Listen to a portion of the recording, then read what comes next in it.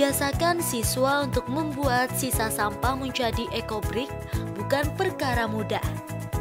Pihak sekolah SMA Negeri 1 Tanta yakni kepala sekolah dan guru yang mengelola Adiwiyata Sekolah bahkan mendiskusikan hal ini hingga ditentukan kebijakan yang saling menguntungkan bagi sekolah dan siswa.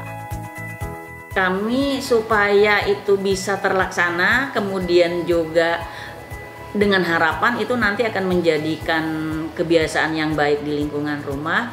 Akhirnya kami menerapkan peraturan kepada anak ketika ingin ulangan umum dan ketika nanti mau mengambil ijazah kelulusan, itu kami beri persyaratan. Nah, persyaratannya adalah tiap anak ketika ulangan umum itu harus mengumpulkan ekobrik. Nah, ekobrik itu mungkin sudah sebagian besar orang udah tahu, Mas ya.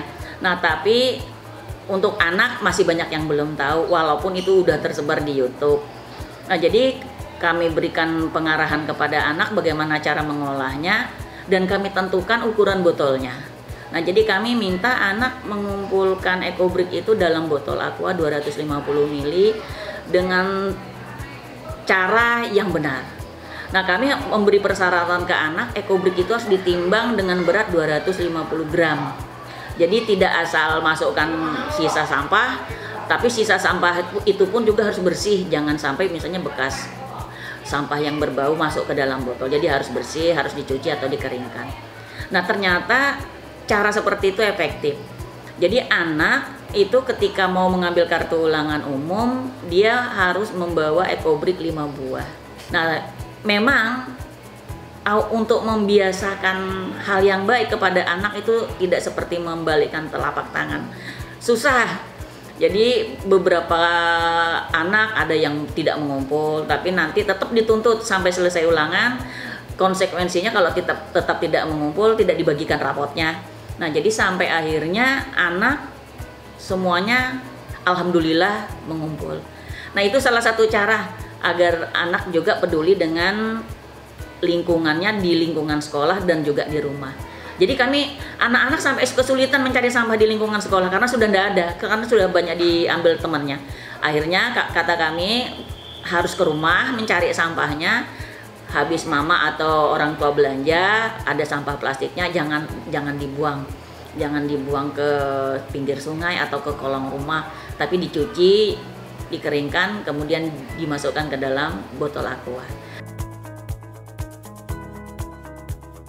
Dari kebijakan yang diterapkan sekolah inilah, perlahan tapi pasti, para siswa SMAN 1 Tanta akhirnya dapat mengerti manfaat dari daur ulang sisa sampah bekas menjadi ekobrik. Awalnya sih, sebelum saya mengetahui apa itu ekobrik, apa itu manfaatnya, saya sangat tidak menyukainya. Bahkan jika diberi tugas untuk membuat ekobrik, saya pun sangat tidak setuju karena menurut saya membuat ekobrik itu sangat membosankan, melelahkan, bahkan membuang-buang waktu saja. Tetapi entah kenapa tiba-tiba pada saat saya melihat teman-teman saya sedang membuat ekobrik, terlintas di benak saya, kok mereka bisa ya membuat ekobrik dengan senang hati tanpa terbebani? Kenapa saya tidak bisa? Lalu dari situ saya tertarik dan ingin mencobanya. Kebetulan pada saat itu sekolah saya memberikan tugas kepada setiap siswa untuk mewajibkan membuat 5 botol ekobrik. Nah, dari situ saya ingin mencobanya. Dalam proses pembuatan ekobrik tersebut, saya pun ragu-ragu apakah bisa membuatnya. Kan itu susah. Tapi saya cobalah. Pada saat saya mencoba pun, karena ekobrik ini bahan utamanya adalah sampah plastik, lalu saya mencari-cari sampah plastik di rumah. Kebetulan sampah di rumah saya banyak bekas sisa-sisa sisa-sisa sampah di rumah tangga. Selain itu saya pun mencari di toko, warung, dan di rumah tetangga terdekat untuk mencari sampah. Dari situ saya berpikir, kok sekarang saya mencari-cari sampah ya? Awalnya sampah yang tidak dipedulikan, sekarang malah sampah dicari-cari. menurut saya banyak sekali manfaat yang dapat saya dapatkan dari pembuatan EcoBrick ini.